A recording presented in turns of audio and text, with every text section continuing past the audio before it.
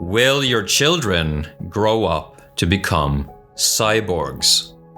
Now, crazy as that question may sound, I actually think it's a legitimate question for today's parents. And we need to grapple with it because the answer to that question is largely up to how we raise them. And it starts with showing them how to have a healthy relationship with technology.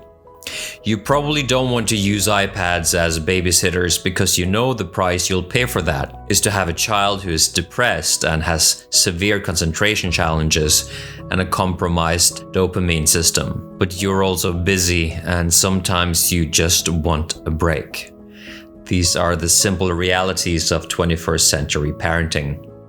When I became a father myself in the spring of 2023, I quickly understood that regulating my son's relationship to technology would be one of the greatest challenges of my own journey of being a dad.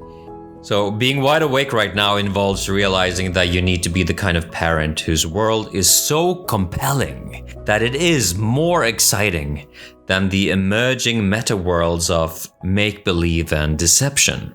In other words, as fathers, we may have to change, we may have to up-level our game and become better men, better fathers, so that our kids cannot help but love the world we are introducing them to. Choosing to raise children who won't be easily seduced by the metaverse, brain chips, and cybernetic enhancements is going to be the challenge of a lifetime, and one we may not have that much support with. Because I expect this to become a minority concern. With where humanity is going, I think way too many parents will be too lazy or too weak because they just want to fit into consensus. They will be too weak to make the effort. But as you're listening to this, I trust and choose to believe that it will be different for you. In these times of systemic collapse and extreme corruption, evil in governments and corporations, they're doing what they can to take your children away from you.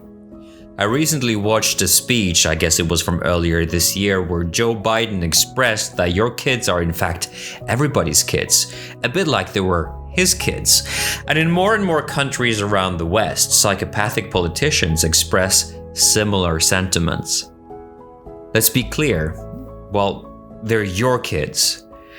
And the world that they want your children to inhabit is one where the human being merges with synthetic life, creating a new species they like to call homo deus, God-man. In this way, they intend to become better than gods, because they are so degenerate to begin with that they think that is actually a compelling vision. Part and parcel of this vision is their desire for centralized control.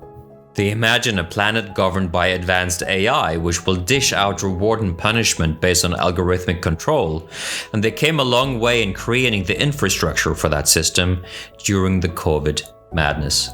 To say that what is going on is unhealthy is an understatement. We're turning technology into a god, quite literally. Accordingly, transhumanist philosophies are proliferating in transnational organizations like the World Economic Forum, where elected and even more so unelected crazies are choosing the world that we are going to step into. And your government, which is obviously participating at the World Economic Forum, is in process with writing laws to push this agenda through. And this is the world our kids will grow up in, most likely. So I think this calls upon a real investigation of some ideas for what we can do to minimize the risk that our children are going to get absorbed in this completely degenerate and psychotic vision of life.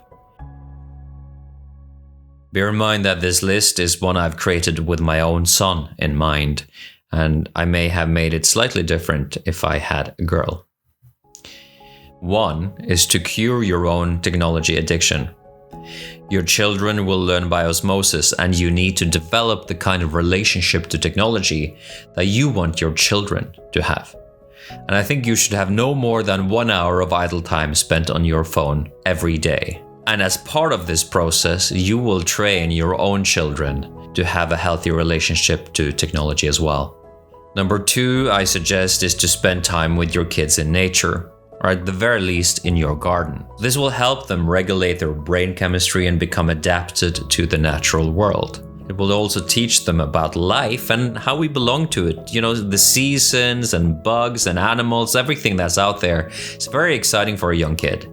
And you can use that as an opportunity to teach them. Number 3 is one that won't be possible for everyone, I have to say, but I would ask you to consider leaving the cities. Cities are increasingly becoming dystopian hotspots of degeneracy, and they are a bad influence on children. Furthermore, they are incredibly toxic environments with extreme levels of EMF pollution. If you live in a high-rise building and you look at the list of available Wi-Fi networks, there's going to be dozens of them, and you are the recipient of all of that radiation. It's not healthy. 4. Leave the world of allopathic medicine behind as much as possible. Pharmaceutical products are made with petrochemicals, and a lot of people don't know this. But that's the same exact petroleum that globalists and so-called environmentalist philanthropists claim is so dangerous that it will kill the planet. And if it will kill the planet, won't it be dangerous for you as well? Also, injections are almost universally contaminated with heavy metals such as mercury and aluminum, and increasingly also nanotechnology, which has been shown by a whole host of concerned medical experts to have the ability to self-replicate over time. We don't know yet the full implications of what is happening in the bodies of those who were inoculated against COVID-19, but it's looking very concerning. So stay away from the medical industrial complex that thrives on illness and death, and find actual thriving for your children with holistic medicine and a healthy lifestyle. 5.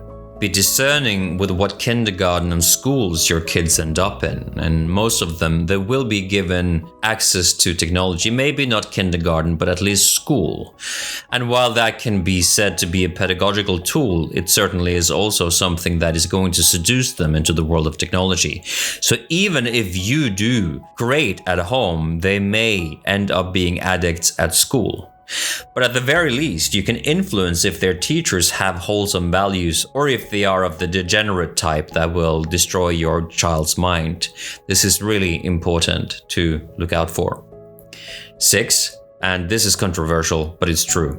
Realize that transgenderism is an on-ramp to transhumanism, and that the kids operated upon are victims of an agenda to essentially end Homo sapiens. Thought leaders like Yuval Noah Harari, they speak about this very openly, that this is where we're going. But control of data might enable human elites to do something even more radical than just build digital dictatorships. By hacking organisms, elites may gain the power to re-engineer the future of life itself. And what I ask you to consider is that the transgender narrative is habituating people to become flexible about their biology, which essentially grooms them to become flexible about their biology in such a way that they will install brain chips and cybernetic enhancements further down the road. In this way, psychopaths with resources are working essentially to upgrade humanity. Yeah, it's not good. 7 is to clean up your life as much as possible. Buy locally sourced food where you know the farmer, grow your own food, minimize EMF pollution, reduce the use of products with endocrine disruptors. I mean, this is going to be a huge venture because the amount of poison that we're being exposed to every day is extreme. It's insane how we are attacked every day. But the effort is worth it. It will take care of so many of your problems. 8, ensure you have a harmonious and loving relationship with your spouse. You have to clean up your primary relationship in life because it is where your kid will learn how to be human. It's important. 9, teach your kid about service and responsibility. Without the effort to contribute to others, the human psyche somehow collapses into degeneracy and entitlement. And then you have essentially lost your child. You now have a brat who will never grow up, and it's a sad, sad thing. So instead, show them to serve by yourself being a man of service. And 10 is to get closer to God. What is occurring in the world now is, in my perception, evidence of spiritual evil at play. I call it satanic, or some would call it Ahrimanic. And it is therefore of utmost importance to give your child a healthy, grounded, and no-fuss relationship with God. I personally advocate bringing Jesus Christ into the picture as well. It will most likely be impossible to remain sane in the coming years without God, as there will be a new God introduced in the form of technology. And the techno-God wants your total obedience as a slave of its matrix. Now, nobody knows the future, but I think what has been presented here is an accurate representation of what is being planned for us. And I hope some of this may help to ensure that our children, your children, will experience a different outcome entirely. As you may understand, this list will not only help your own children immensely, but it will really be a hero's journey of your own. The game here is way bigger than not letting your iPad babysit your child. To be a parent in a time like this is a great responsibility, yet ultimately it can be an even greater blessing as it gives us the opportunity to become the kind of person God wanted us to be. I believe that becoming the men who faithfully reproduce these steps in our children's life is to become someone who's fully at home in the world, who belongs to creation, who feels at home with the Creator, and who is profoundly at ease with himself.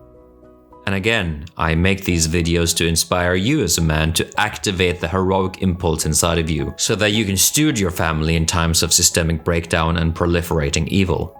There is a way, and together I hope we will find it. Please like the video if you found it helpful, and subscribe to the channel if you want more content like this. Thank you for watching my video. I have one question before we wrap up completely. What are you doing as a parent to ensure that your child or your children do not get seduced into the meta world, into having brain chips installed, into installing cybernetic enhancements? Because if you see the future in the same way as I do, you know that this is going to be a temptation because it's going to be a shortcut. You won't have to study. You can just download things into your brain chip. You won't have to develop strength. You can have artificial cybernetic enhancements. You know, this is going to be tempting for a lot of people that aren't really strongly connected to their humanness. And so what are you doing? You know, I have a 1-year-old son, so maybe you have a daughter, maybe you have a son who's 13, maybe you have different concerns and considerations, and I would love to know what you are doing as a parent in your life to ensure that the temptation of the transhuman timeline is reduced for your child.